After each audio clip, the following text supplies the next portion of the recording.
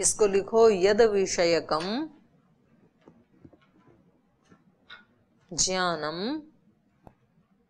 अनुमिति विरोधी,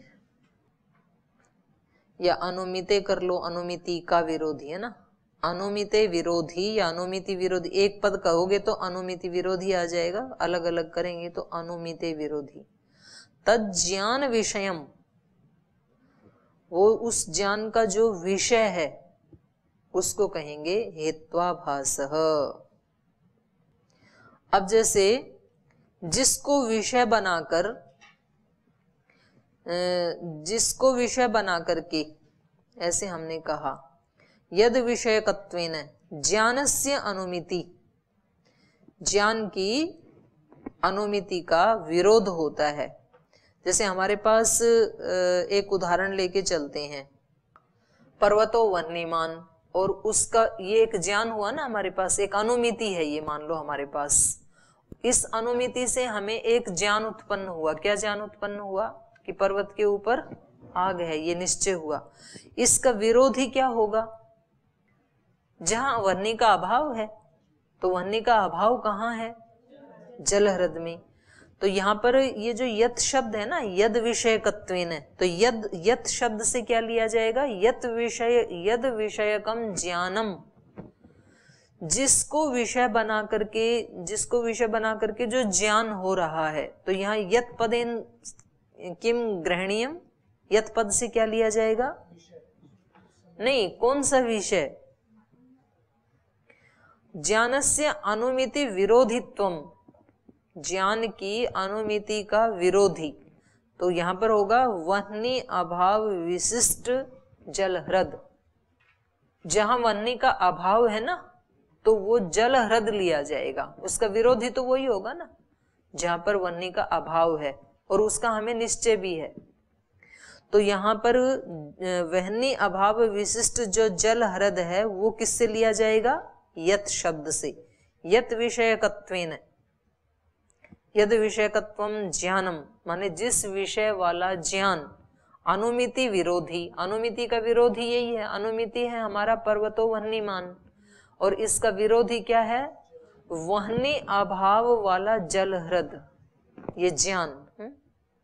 तो वह्नि अभाव विशिष्ट जल हृद यत से लिया जाए, यत विषयकत्वेन, और उसका विषय क्या है? तद विषयक ज्ञानम, उस विषय वाला ज्ञान। तो ज्ञान भी क्या है वहां पर? हमें क्या ज्ञान हो रहा है वहां पे? वह्नि का अभाव। तो ऐसे कहो वह्नि के अभाव वाला जल हृद, यही ज्ञान है ना हमें। इसको संस्कृत में कहेंगे जल हृद वह्नि अभाववान। जैसे हमें पर्वत पे वह्नि का ज्ञान हो रहा है तो उसको हम क्या कहते हैं? पर्वतो वह्निमान। और हमें जल हृद में अग्नि के अभाव का ज्ञान हो रहा है तो उसको क्या कहेंगे? हाँ, जल हृद वह्नि अभाववान, या वह्नि अभाववान जल हृद, ऐसे। अब इस ज्ञान का विषय वह्नि के अभाव का, वह्नि के अभाव वाला जो ज्ञान है, उस ज्ञान का विषय, उस ज्ञान का विषय क्या है? जल हृद ही है, ठीक है, जिसका ज्ञान हो रहा है। तो इस ज्ञान का विषय भी क्या हो गया? वह्नि अभाव विशिष्ट जल हृद। तो ये क्या है? ये अनुमिति का विरोधी है। तो यहां हम हेतु क्या देंगे? जैसे मान लो हम इसका वो बनाएं, हेतु बनाएं, जल हृदः वह्नि अभाववान। जल हृद क्या है? वह्नि अभाव वाला है, ये हमें ज्ञान हुआ। और इसका हम हेतु देंगे प्रमेयत्वात्, प्रमेय होने से। तो ये हेतु कैसा हो जाएगा? ये दुष्ट हेतु होगा, हेत्वाभास होगा। तो उसको हेत्वाभास कहा है। आगे और ये थोड़ा सा स्पष्ट कर रहे हैं। तथा ही व्यभिचारादि विषयकत्वेन ज्ञानस्य अनुमिति विरोधित्वात् ते दोषाः। तो कह रहे हैं तथा ही, जैसे व्यभिचारी आदि विषयकत्वेन, इनके जो विषय बनेंगे, जैसे अनैकांतिक मतलब व्यभिचारी, तो कह रहे हैं व्यभिचार आदि विषयकत्वेन, व्यभिचारी का विषय क्या होगा? व्यभिचार। विरोधी विरुद्ध का विषय क्या होगा? विरोधत्व। असिद्ध का विषय क्या होगा?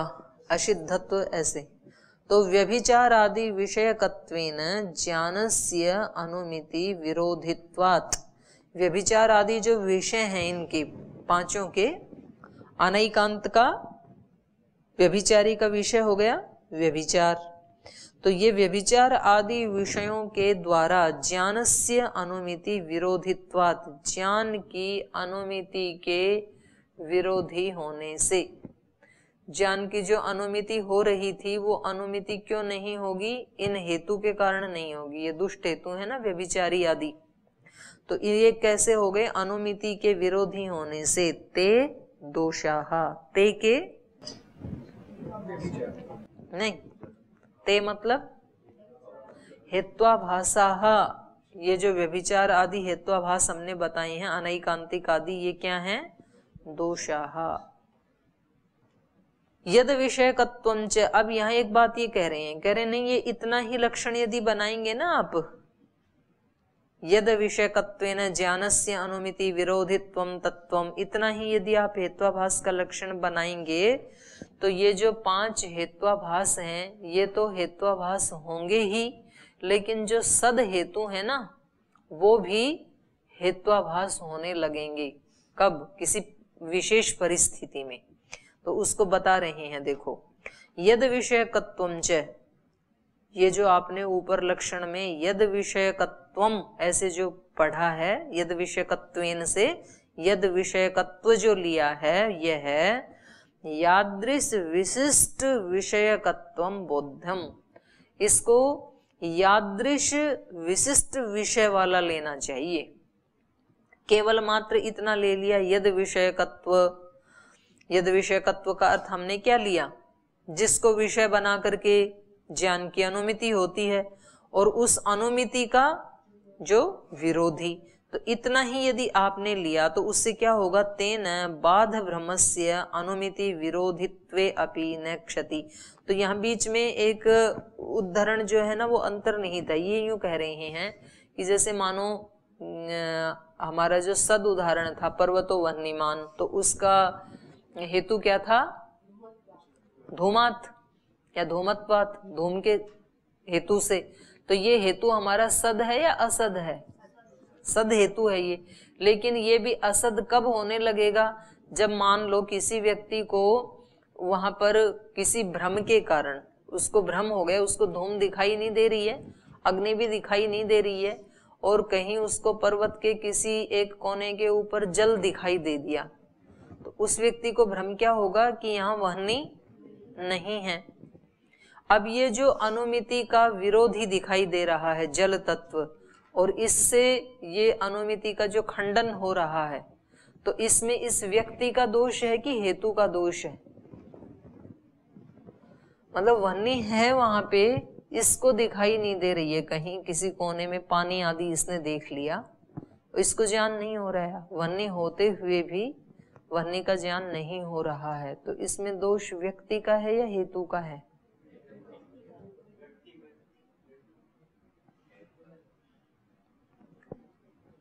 व्यक्ति का दोष है, कोई चीज होते हुए भी नहीं दिखे, या हेतु का है?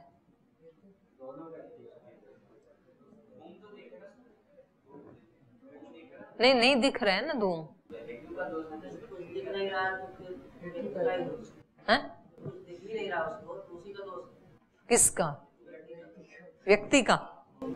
कुछ कह रहे हैं हेतु का दोष है, कुछ कह रहे हैं व्यक्ति का दोष है, तो निर्णय नहीं हो पा रहा है किसका दोष है।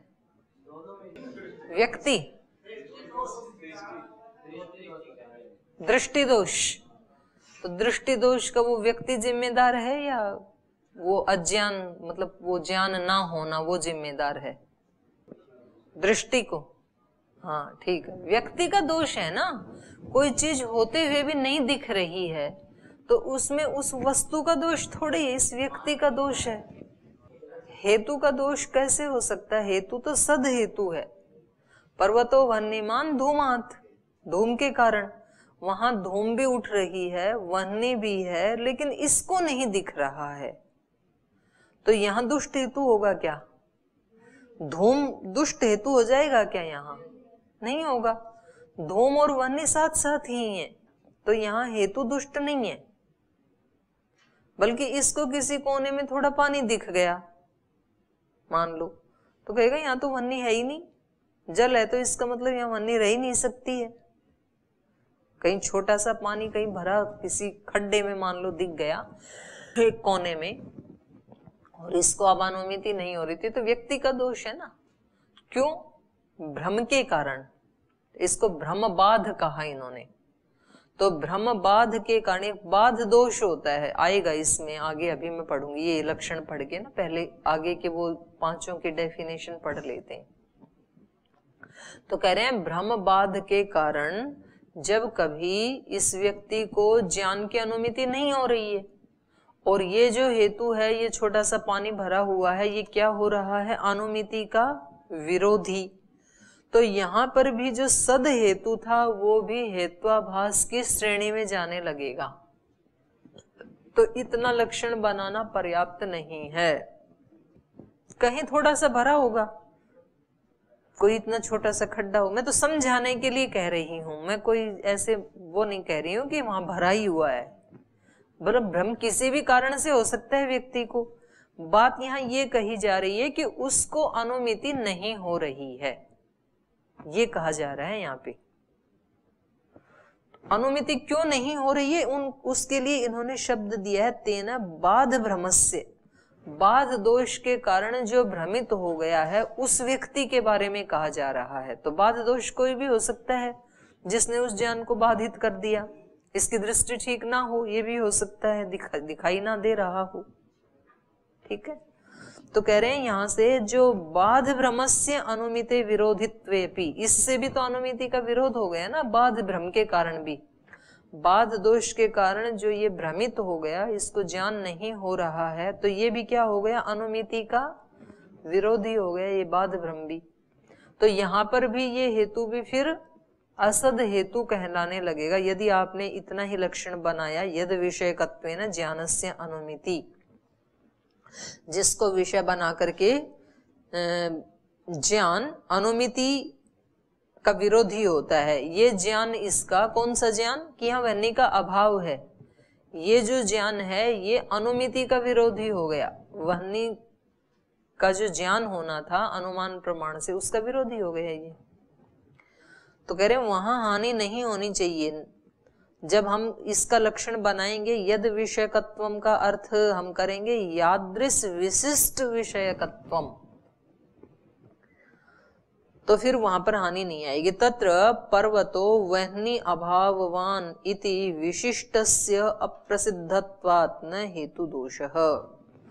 तो कह रहे हैं ऐसा लक्षण बनाने पे जब कहेंगे पर्वतो वह्नि अभाववान, ये पर्वत कैसा है? वह्नि के अभाव वाला है, तो वहां पर विशिष्टस्य अप्रसिद्धत्वात्, वहां पर जहां कहीं धूम है तो वो पर्वत ऐसा हो सकता है कि वहां वह्नि ना हो।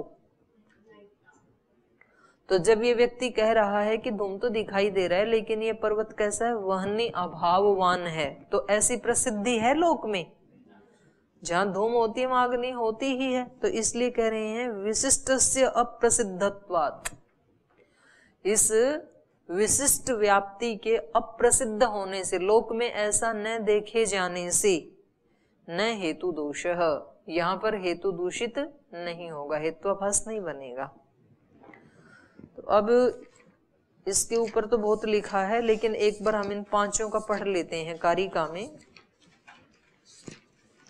तो अब अगली कारिका के ऊपर आप आइए। यहाँ इन्होंने नाम बता दिए कि ये 5 प्रकार के हेत्वाभास होते हैं, तो कौन कौन से हैं वो फिर अगली कारिका में बता रहे हैं। 65 नंबर पृष्ठ के ऊपर आइए और कारिका बोल लीजिए। आद्यः साधारणस्तु स्यात् असाधारणकोपरः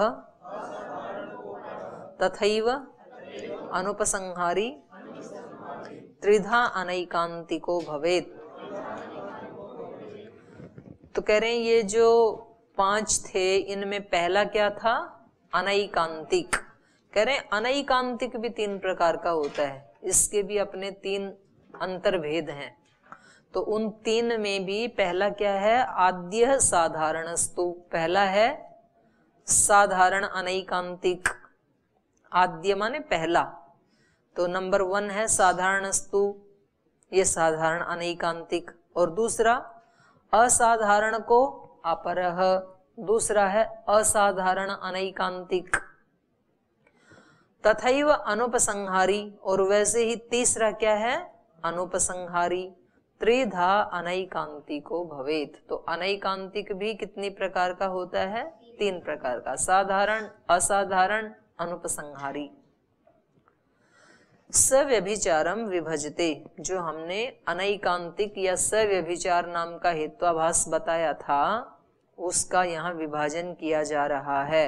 आद्य इति ही, आद्य इति ऐसा कह करके, आद्य ऐसे कह करके जो एक कारिका पढ़ी है, इसमें उन सव्यभिचार या अनैकांतिक जो हेत्वाभास है उसका विभाजन किया जा रहा है। त्रिधा, त्रिधा माने 3 प्रकार का, 3 प्रकार का होता है अनैकांतिक। अनैकांतिक है सव्यभिचार, अनैकांतिक का मतलब है सव्यभिचार। तो अब एक एक का लक्षण बता रहे हैं। यह सपक्षे विपक्षे च भवेत साधारणस्तु सह। साधारण व्यभिचारी कौन होता है, जो सपक्ष और विपक्ष दोनों में जाता है। एक होता है पक्ष, एक होता है सपक्ष, एक होता है विपक्ष। पक्ष क्या है, पक्ष क्या है, अभी तो इतने उदाहरण तो पढ़ लिया आपने। पक्ष किसको कहते हैं, जिसमें पक्षता रहती है वो पक्ष है। तो जो हम उदाहरण लेके चल रहे थे, जैसे पर्वतो वह्निमान, उसमें पक्ष क्या है, पर्वत, मतलब जो उसका आधार होता है ना, आश्रय होता है। और सपक्ष कौन है, सपक्ष, सपक्ष होता है मानस आदि, उसका जो सहयोगी, मतलब उसके जैसा जो होता है, तो उसको कहते हैं सपक्ष। और विपक्ष किसको कहते हैं, विपक्ष होता है उससे उल्टा। तो मतलब ये ऐसे बता रहे हैं, ये नीचे खुद भी दे रहे हैं डेफिनेशन। यह सपक्षः सपक्षे इति, जो हेतु पक्ष में भी चला जाता है, सपक्ष पक्ष में तो रहता है, सपक्ष में भी चला जाता है, विपक्ष में भी चला जाता है, उसको क्या कहेंगे, साधारण अनैकांतिक, साधारण अनैकांतिक हेत्वाभास, हेत्वाभास। सपक्ष विपक्ष वृत्ति साधारण इत्यर्थः, अर्थात सपक्ष और विपक्ष में वृत्ति होती है जिसकी, वो होता है साधारण हेत्वाभास।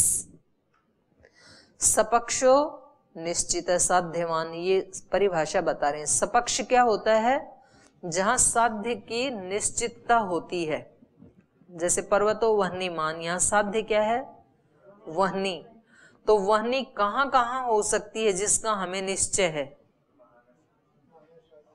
मानस में हो सकती है, हमें निश्चय होती ही है वहां पे। यज्ञशाला में अग्नि होती ही है, और कहाँ होती है, फैक्ट्री में अग्नि होती ही है, स्मशान में अग्नि मतलब होती ही है, स्थान है ना, वो हमेशा रहती है ऐसा नहीं, हमेशा तो फिर किचन में भी नहीं रहती है। तो यहाँ हमें अग्नि का निश्चय है, उनको क्या कहेंगे, सपक्ष। और विपक्ष क्या होता है, साध्य अभाववान, जहां हमें साध्य के अभाव का निश्चय होता है, जहां साध्य के भाव का निश्चय होता है वो तो हो गया सपक्ष, और जहां साध्य के अभाव का भी निश्चय होता है वो हो गया विपक्ष। तो साध्य के अभाव का निश्चय कहाँ होता है, हमें जलहृद में, वहां निश्चय है ना कि वहां अग्नि नहीं होती है, तो वो बन जाएगा विपक्ष। तो पहले इनको मोटा मोटा पढ़ लेते हैं डेफिनेशन, फिर इनकी ये पढ़ेंगे। तो ये साधारण क्या था, जो सपक्ष और विपक्ष दोनों में जाता है उसको कहेंगे साधारण अनैकांतिक। दूसरा कह रहे हैं यस्तु उभयस्मात् व्यावृत्तः सच असाधारणो मतः। और कह रहे हैं यह तू जो हेतु उभयस्मात् व्यावृत्तः, दोनों में ही नहीं रहता है। किसमें? सपक्ष और विपक्ष में। उभयस्मात् माने पीछे जिन दो का जिक्र किया था उन दोनों से ही व्यावृत्तः, उन दोनों से ही व्यावृत्त रहता है। सच असाधारण, वो असाधारण नाम का अनैकांतिक माने जो केवल मात्र पक्ष में